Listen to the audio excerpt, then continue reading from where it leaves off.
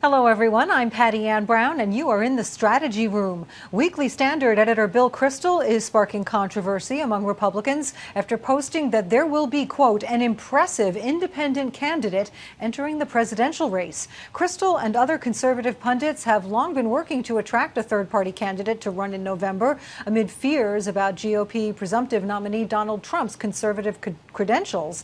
But Senate Majority Leader Mitch McConnell says it would be a bad idea for the party. Here he is on Fox and Friends this morning. Well, that could only help elect Hillary Clinton. And I think after 8 years of Barack Obama, the last thing the country needs is 4 more years, just like the last 8. Donald Trump won this thing the good old-fashioned way. He got more votes than anybody else in primary after primary after primary. And I think we ought to respect the wishes of the Republican voters. They've chosen him as the candidate. Look at the alternative. Here now are Democratic strategist David Mercer and Republican strategist Brad Blakeman. Welcome to both of you. So, Brad, any idea who Kristol has in mind? And do you agree with Senator McConnell that an independent bid would hand the election to Hillary Clinton?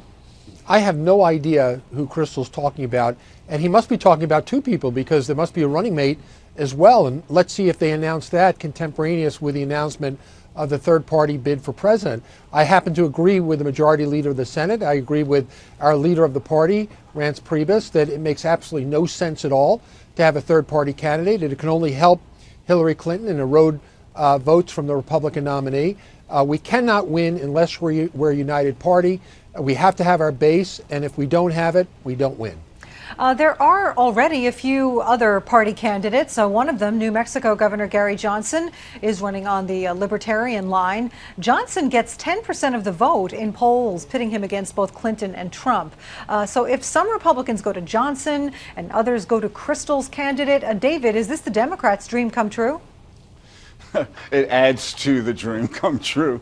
And I think for the Republicans, however, there are so many uncertainties. You know, they have 24 Senate seats of incumbents up for re-election. They have an unknown quality and quantity in Donald Trump.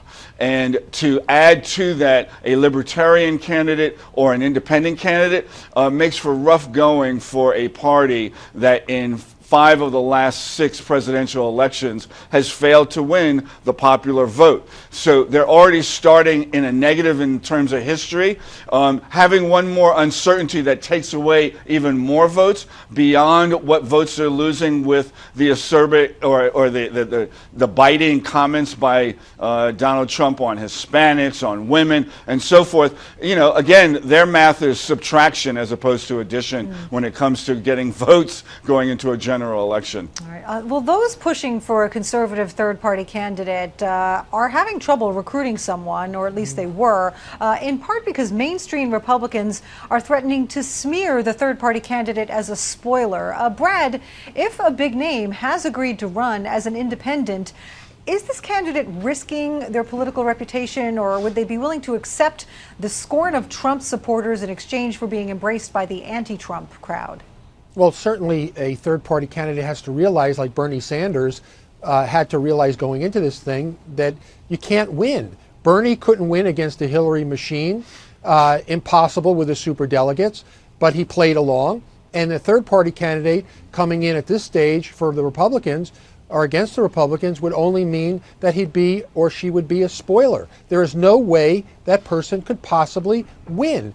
They don't have the finances, they don't have the organization, they don't have grassroots, they're not going to be able to compete in advertising and third-party groups. So if that's what they want to do and be a spoiler and hand it to Hillary or whoever the Democratic nominee will be, then that's how they'll go down in history. Well, the Democrats, though, have their own unity issues. Hillary Clinton still facing pressure from Bernie Sanders. Even Donald Trump making a play for the Sanders supporters, slamming the Democratic contest as rigged in Clinton's favor. David, are the Democrats worried about their party divide? I don't think so. And the contest is still going. If you look back to 2008, the numbers were comparable. There were those in the Clinton supporters that said they wouldn't vote for Obama, and there were Obama supporters that wouldn't vote for Hillary Clinton. And you know what? Obama got 83% of Clinton supporters winning in 2008.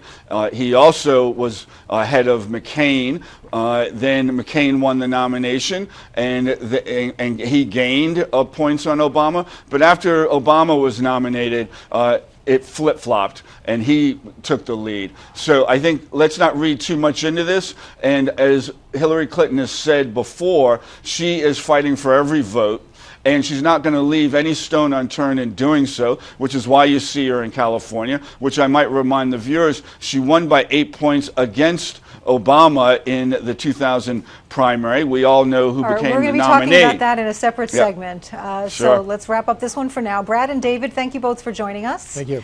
And for complete coverage of the 2016 election, go to foxnews.com. I'm Patty Ann Brown. Thanks for watching.